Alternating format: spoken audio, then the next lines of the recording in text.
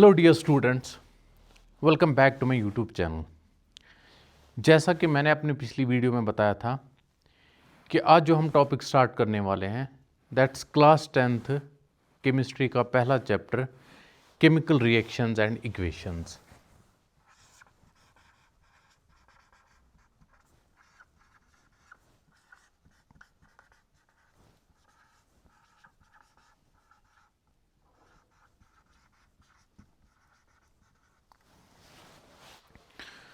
तो चैप्टर का जो नाम है that's chemical reactions and equations, and आज हम इसी के बारे में बात करने वाले हैं। तो पहली चीज़ जो हम समझेंगे वो है what exactly is chemical reaction. Chemical reaction आखिर होती क्या है। सिंपल से एग्जाम्पल से मैं आपको समझाता हूं। एंड जो सबसे बेसिक डेफिनेशन है केमिकल रिएक्शन की वो ये है कि केमिकल रिएक्शन एक ऐसी प्रोसेस है जिसमें दो सबस्टेंसेस जो है या दो चीज़ें जो है वो एक दूसरे के साथ मिक्स होते हैं और एक नई चीज़ बनाते हैं। Let's take an example. आपने कोई भी चीज़ ली, लेट्स टेक ए, उस चीज़ का नाम है ए। ठीक, अब इस ए को आपने लेट से मिक्स किया बी के साथ। ये दोनों चीज़ें आपने ली और आपने इन दोनों को मिक्स कर दिया। जब आपने इनको मिक्स कर दिया तो आपने देखा कि वहां पे एक नई चीज़ बनती है दैट सी। और इस सी की प्रॉपर्टीज ए से भी डिफरेंट होती है, बी से भी डिफरेंट होती है। इसकी अपनी अलग प्रॉपर्टीज होती है, यूनिक प्रॉपर्टीज।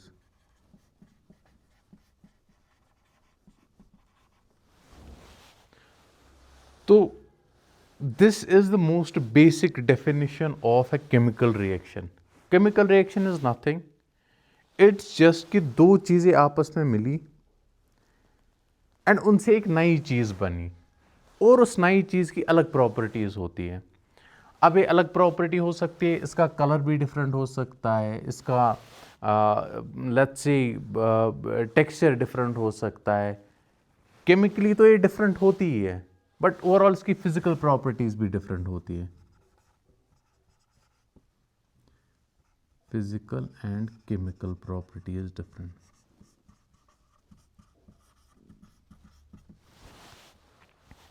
तो इवन अगर आपके एग्जाम में भी ये आता है what exactly is chemical reaction, तो chemical reaction is nothing but एक ऐसी प्रोसेस जिसमें दो चीज़ें आपस में कंबाइन होकर एक तीसरी नई चीज़ बनाती है और उस तीसरी चीज़ की फिजिकल प्रॉपर्टीज़ और केमिकल प्रॉपर्टीज़ दोनों डिफरेंट होती है। ठीक है, अब टर्मिनोलॉजी को समझते हैं। ए और बी ये दोनों आपस में कंबाइन हुए तो इनको हम बोलते हैं रिएक्टेंट्स।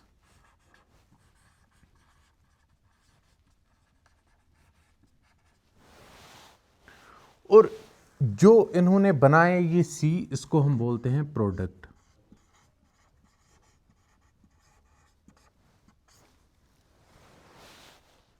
तो हमारे पास एक और डेफिनेशन आ गई केमिकल रिएक्शन की। वो डेफिनेशन क्या है?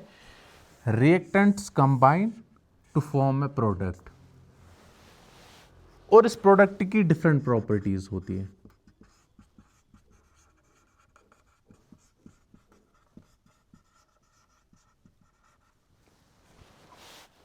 तो दो डेफिनेशंस आ गई हमारे पास केमिकल रिएक्शन की। पहली डेफिनेशन कि दो substances they combine to form a new substance. और दूसरी डेफिनेशन बेस्ड ऑन टर्मिनोलॉजी कि reactants combine together to form a product और इस प्रोडक्ट की प्रॉपर्टीज डिफरेंट होती है। ये इंपॉर्टेंट पॉइंट है, ये डिफरेंट प्रॉपर्टीज ऑफ प्रोडक्ट। तो this is the most basic definition of chemical reactions. आपकी बुक में एक एग्जाम्पल भी है, मैग्नीशियम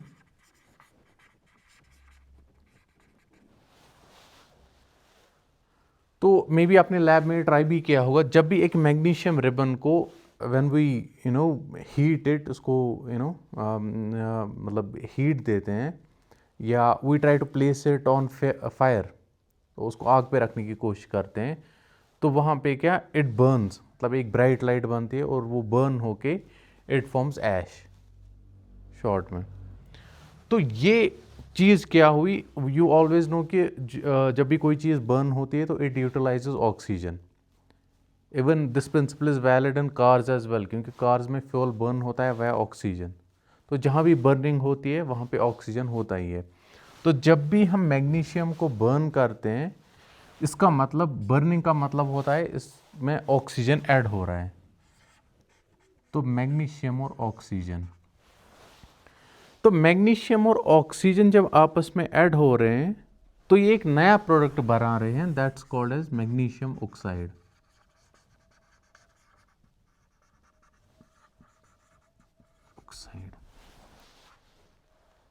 तो this is an example of chemical reaction.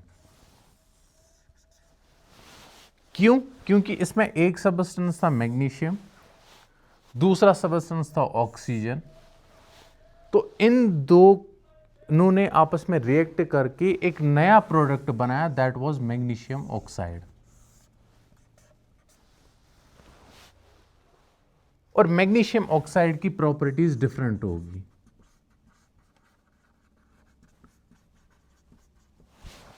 Magnesium oxide की प्रॉपर्टीज डिफरेंट होगी देन ऑक्सीजन एंड मैग्नीशियम।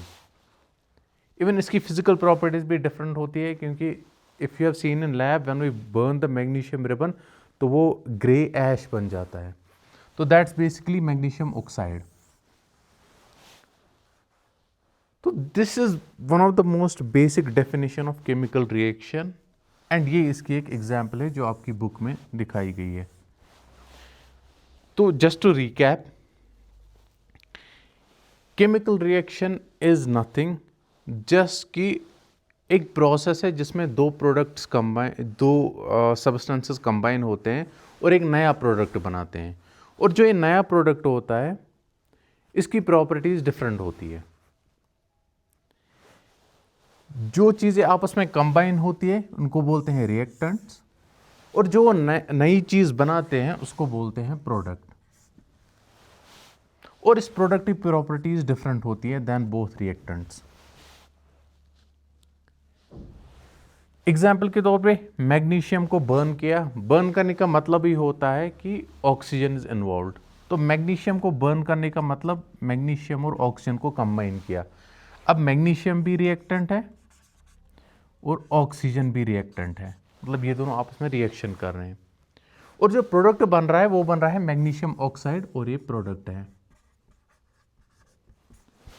और इसी बेस पे हमने दूसरी डेफिनेशन बनाई केमिकल रिएक्शन की, कि दो रिएक्टेंट्स आपस में मिलके एक प्रोडक्ट बना रहे हैं और इस प्रोडक्ट की प्रॉपर्टीज डिफरेंट होती है।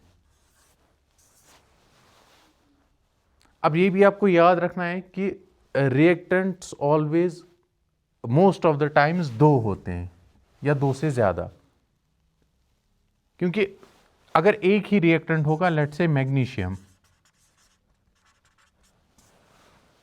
तो ये it will stay as it is, इसमें कोई चेंज खुद से नहीं आ सकती।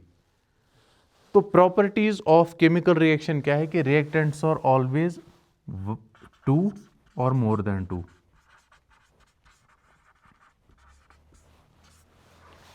Same is for product, product जब भी बनता है या तो प्रोडक्ट एक भी बन सकता है, दो भी और तीन भी, तो there is no limit on products. But ये है कि रिएक्टेंट्स हमेशा दो होते हैं, क्योंकि एक चीज खुद से नई चीज नहीं बना सकती। लेट्स से आपने मैग्नीशियम रिबन लिया, जब तक आप उसको ऑक्सीजन नहीं दोगे वो मैग्नीशियम ऑक्साइड नहीं बना सकता। जब तक उसको लेट्स से मॉइस्चराइज नहीं करोगे तब तक वो नया प्रोडक्ट नहीं बना सकता। तो the minimum amount of reactants it's always two, ज़्यादा भी हो सकते हैं but two is the minimum. Product एक भी हो सकता है, दो भी हो सकते हैं, तीन भी हो सकते हैं, तो उस पर कोई लिमिट नहीं है। तो दैट्स इट फॉर टुडे। तो आई होप कि आपको केमिकल रिएक्शंस की डेफिनेशन समझ आई होगी, और ऐसे और वीडियोस के लिए you can subscribe to my channel and don't press to hit the notification bell, so that जब भी हम वीडियो अपलोड करें आपके पास नोटिफिकेशन आती रहे। तो thank you and see you in next video.